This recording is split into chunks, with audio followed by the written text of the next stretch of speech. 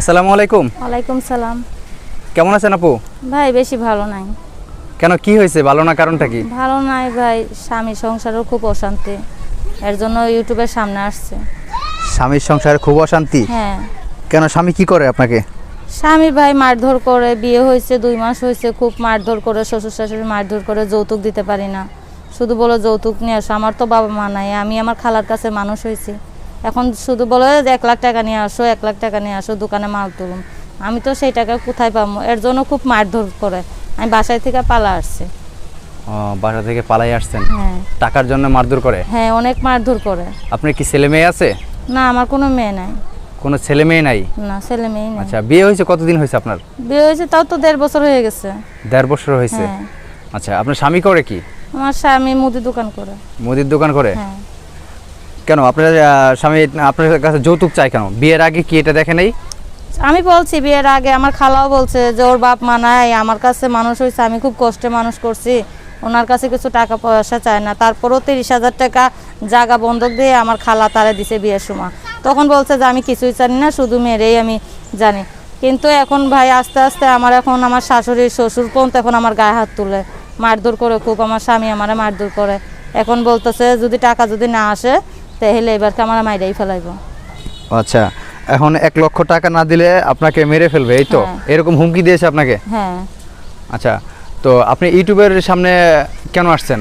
ইউটিউবের সামনে আসছি, তার কাছে আর যাবো না, তাকে আমি তালাকনামা পাঠিয়ে দিছি। এখন আমি ইউটিউবের সামনে আসছি, কেউ যদি আমার জানে, শুধু যদি আমার বিয়ে করে তাহলে আমি বিয়ে বসবো। ও আচ্ছা, ইউটিউবে কারণ আমারও তো একটা ভবিষ্যৎ আছে, আমি তার এইভাবে পড়ে থাকতে পারি না। আপনি ভিডিওতে আসছেন অ্যাকচুয়ালি মানে বিয়ে শাদী করার জন্য? হ্যাঁ।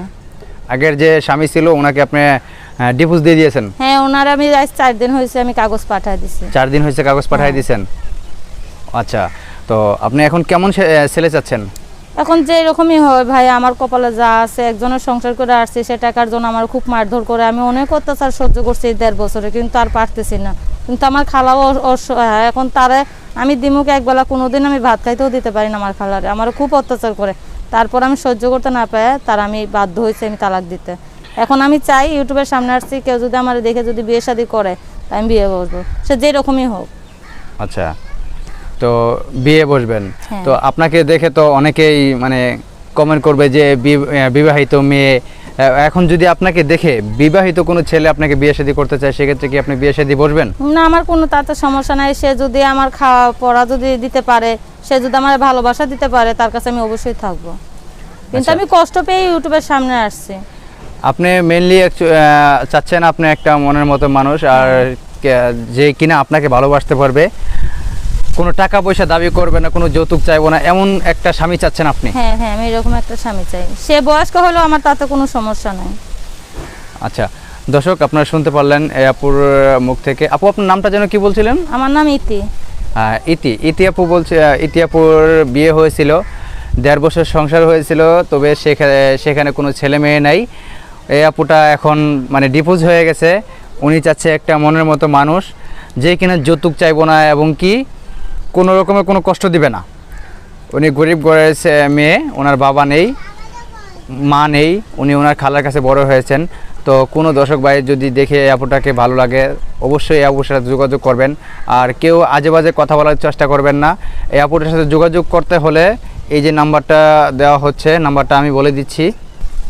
নাম্বারটা হলো 01836940664 নাম্বার, ঠিক আছে? হ্যাঁ, নাম্বার ঠিক আছে। নাম্বারটা আবারও বলে দিচ্ছি, 01836940664।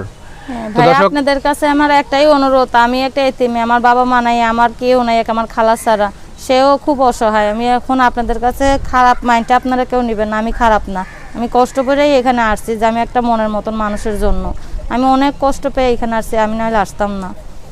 তো দর্শক, সবাই ভালো থাকবেন, অন্য কোনো ভিডিওতে আবার দেখা হবে। আল্লাহ হাফেজ।